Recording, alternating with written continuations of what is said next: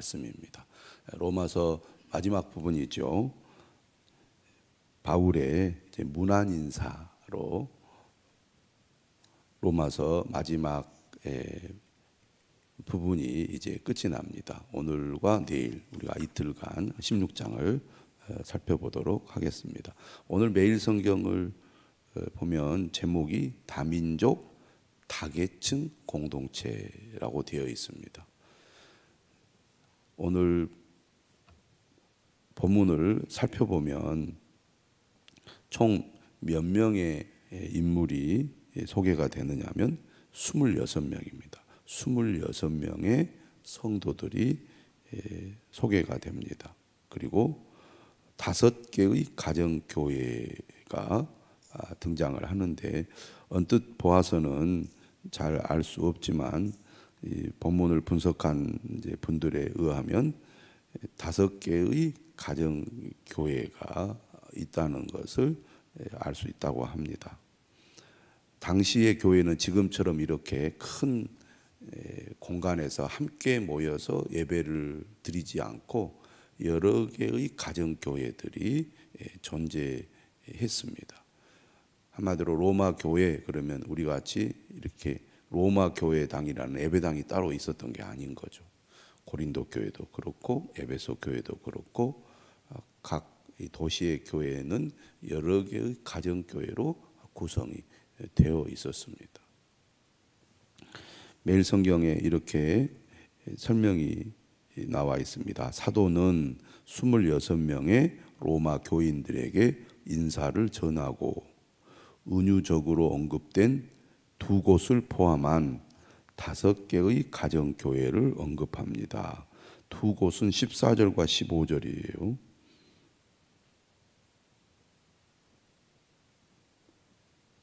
잘 모르겠는데 어떻든 그렇게 되어 있습니다.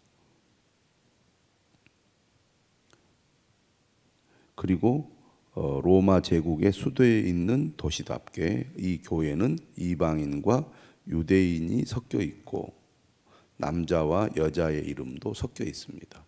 그러니까 이름을 보면 이게 유대식 이름인지 그리고 헬라식 이름인지가 구분이 되고 또 이름을 보면 남성의 이름인지 여성의 이름인지가 구분이 됩니다. 남성형이 있고 여성형이 있는 거죠.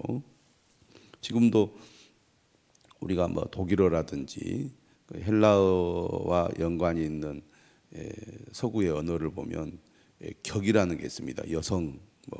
여성형이 있고 남성형이 있고 중성형이 있고 이렇게 구분이 되어 있거든요. 또 이름을 통해서 노예인지 자유인인지도 어느 정도 구분이 됩니다. 그래서 노예들과 자유인들의 이름도 같이 나오고 여기 안에 보면 아리스도블로와 나기수처럼 경제 사회적으로 지위가 높은 사람들도 나옵니다. 로마 제국의 수도인 이 로마 도시에 있는 로마 교회를 살펴보았더니 문안내하는 사람들의 그 이름들을 통해서 이방인도 있고 유대인도 있고 남자도 있고 여자도 있고 노예도 있고 자유인들도 있더라. 그 가운데는 사회적으로 지위가 높은 사람들도 있더라는 겁니다. 이처럼 로마 교회는 다인종, 다민족, 다계층 공동체였다는 거죠. 바울이 후반부에서 강조하는 내용 중에 하나가 뭐였습니까? 교회가 연합해야 한다는 겁니다. 이해가 되죠. 이렇게 다양한 사람들이 모여 있기 때문에 이 연합이 더욱 중요하겠구나라는 생각이 더 마음에 와닿습니다. 사람은 그 동질감을 느끼잖아요. 서로 비슷한 사람은 동질감을 느끼기 때문에 빨리 친숙해지고 하나가 됩니다. 그런데 전혀 다른 배경의 사람들이 모여 있으면 이질감이라는 게 작용을 해서 하나 되기가 어렵잖아요. 마치 물과 기름처럼 함께 있는데 하나가 되지 않는 것처럼 전혀 다른 배경을 가지고 있는 사람들이 모여 있다 보면 연합 하기가 참 어렵습니다. 그런데 교회 공동체는 예수 그리스도의 이름으로 모여 있잖아요.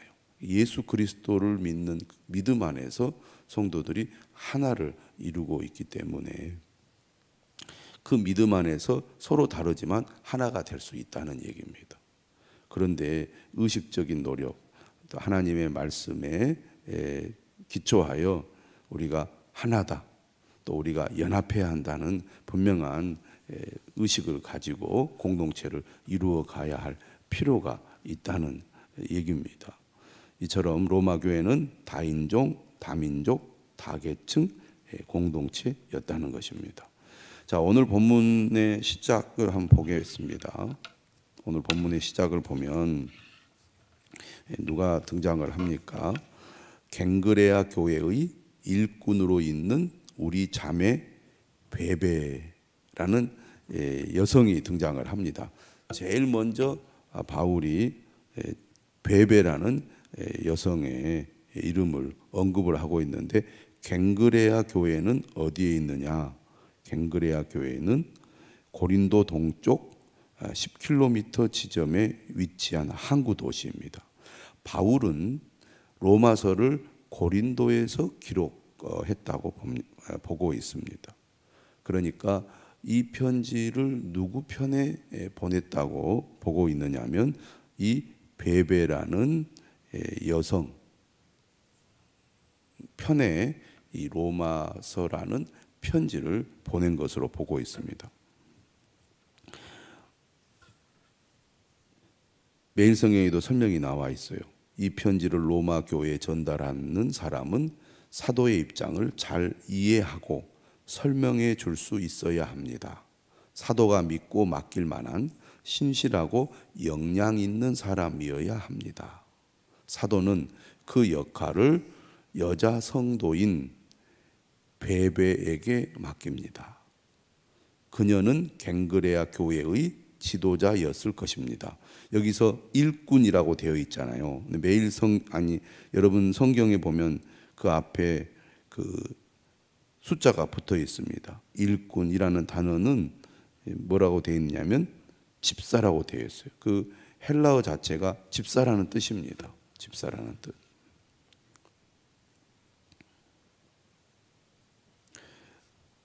그러니까 당시의 집사는 주로 가난한 자나 병든 자를 돕는 역할을 했거든요. 근데 이 여인은 어떤 여인이냐면 2절에 보니까 너희는 주 안에서 성도들의 합당한 예절로 그를 영접하고 무엇이든지 그에게 소용되는 바를 도와줄지니 이는 그가 여러 사람과 나의 보호자가 되었습니다. 보호자란 말은 후견인이라는 말입니다. 매일 성경에도 나와 있죠. 도우미, 후견인이라는 의미다. 그러니까 이 갱그레아 교회의 여자 집사로서 여러 사람들을 돕는 일을 해온 여인이라는 거죠. 특히 바울을 도왔던 것 같습니다. 그러니까 우리가 빌립보 하면은 루디아라는 여인을 기억하잖아요.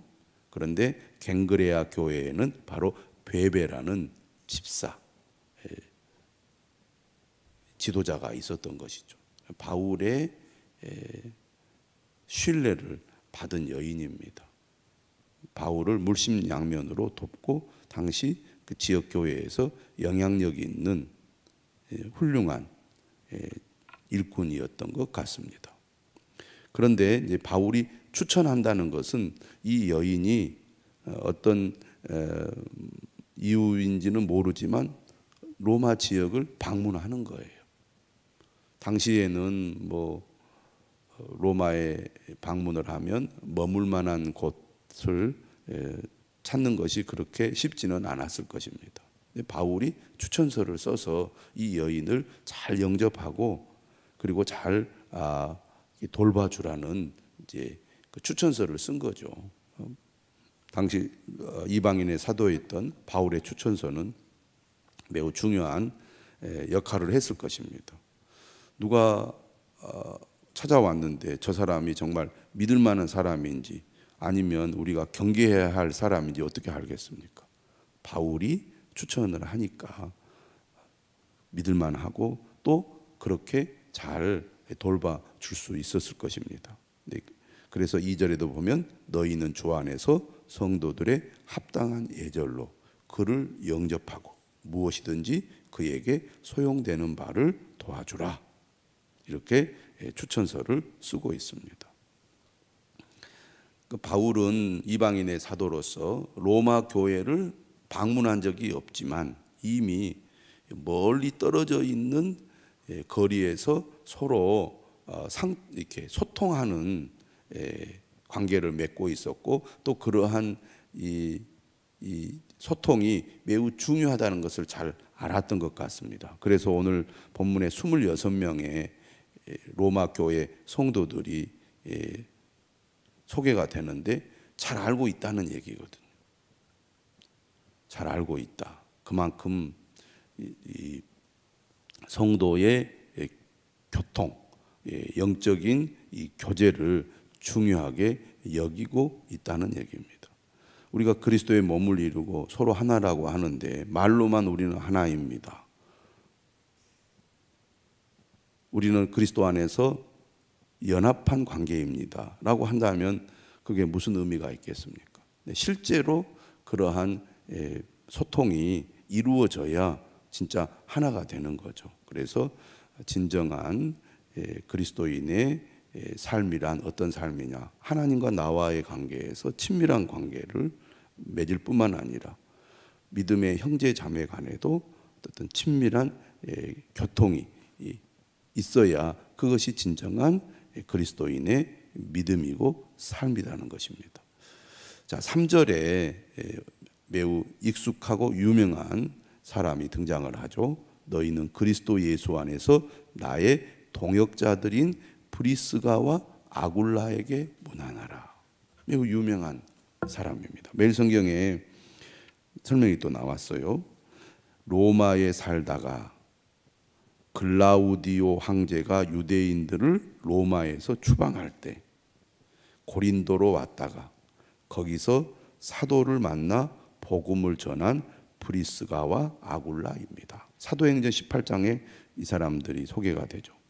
그 후 그들은 사도와 동역하다가 에베소로 가서 아볼로를 가르쳤습니다. 18장에 나오죠. 사도행전. 그런데 이 브리스가와 아굴라는 어떤 사람이었다고 이 문안인사 내용에 설명을 하고 있느냐면 4절에 보니까 그들은 내 목숨을 위하여 자기들의 목까지도 내놓았나니, 목숨을 내놓았다는 것입니다. 이들의 헌신이 얼마나 유명했던지 이방인의 모든 교회도 이 브리스가와 아굴라의 믿음과 헌신을 잘 알고 있었다는 얘기입니다.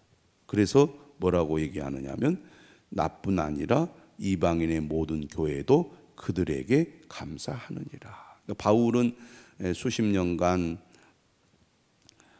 복음 전도자로서 사도로서 사역을 하면서 여러 사람들의 도움과 또 후원을 받았는데 특별히 이 브리스가와 아굴라에 대해서 매우 감사하는 마음을 가졌다는 것입니다. 또 이방인의 모든 교회도 그들을 매우 귀하고 고맙게 여겼다는 거죠. 그만큼 이들의 희생과 헌신이 컸다는 얘기죠. 여기 이름을 보면 누가 남편이냐면 아굴라가 남편입니다. 그리고 브리스가가 아내죠. 브리스길라라고 합니다. 다른 데서 보면.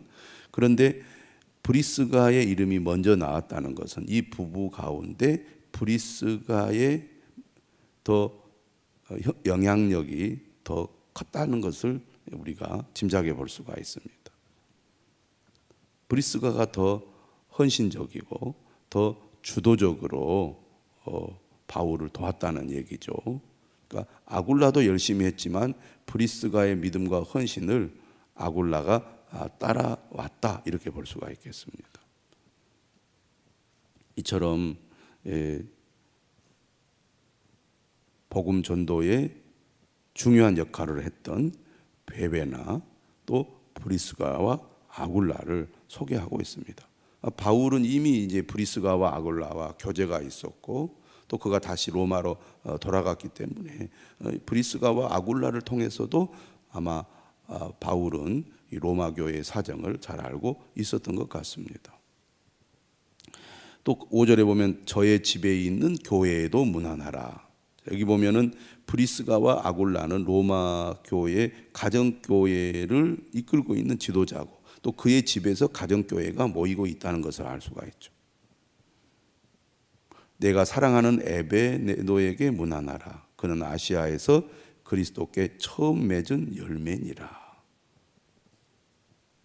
소아시아 지역을 가리키는 거죠. 소아시아는 터키의 서쪽에 있는 그 지역입니다.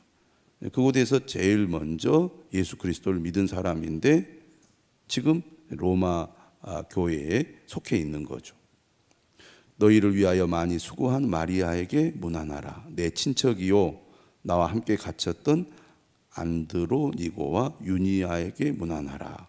그들은 사도들에게 존중이 여겨지고 또한 나보다 먼저 그리스도 안에 있는 자라.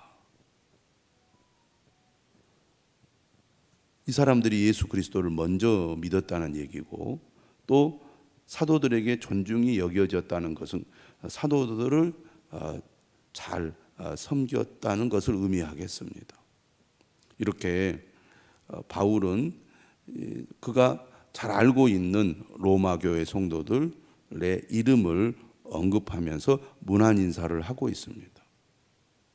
이 편지가 한 곳에만 머물러 있지 않고 여러 교회들을 돌아가면서 읽혀질 것이라는 것을 바울은 잘 알고 있었습니다. 그래서 이렇게 바울 당시에 열심히 신앙생활을 하고 있던 성도들의 이름을 언급함으로써 서로 이름을 기억하고 그들의 헌신을 기억함으로써 또 그들을 축복하고 또 그들을 위해서 기도하고 또 그들을 본받도록 하는 거죠. 나 혼자 믿는 게 아니라는 거죠. 나만 있는 게 아니라는 겁니다. 우리에게는 믿음의 형제 자매들이 있고 우리가 존경할 만하고 본받을 만한 귀한 믿음의 사람들이 있다는 것을 기억하게 하고 있습니다. 그리고 그 사람의 이름을 기억함으로써 혹시 이제 다시 만나게 될 때 반가워하고 서로 이렇게 또 친교를 할 수 있도록 하고자 하는 목적도 있었을 것입니다. 10절, 11절, 또 12절 계속 이름이 소개가 되죠. 그 가운데 13절에 루포라는 이름이 나옵니다. 주 안에서 택하심을 입은 루포와 그의 어머니에게 문안하라. 그의 어머니는 곧 내 어머니니라. 이 사람들은 누구입니까? 바로 예수님께서 십자가에 못 박혀 죽으셨을 때 예수님을 대신해서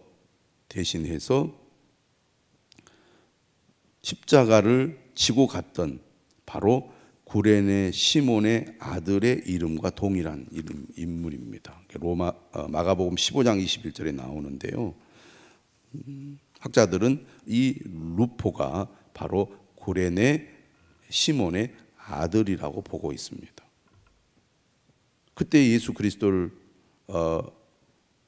목격한 구레네 사람 시몬, 억지로 십자가를 지고 갔지만 이로 인해서 예수 그리스도를 믿고 또 그의 아내와 또 그의 아들이 로마 교회를 섬기고 있는 것을 여기서 보여주고 있습니다.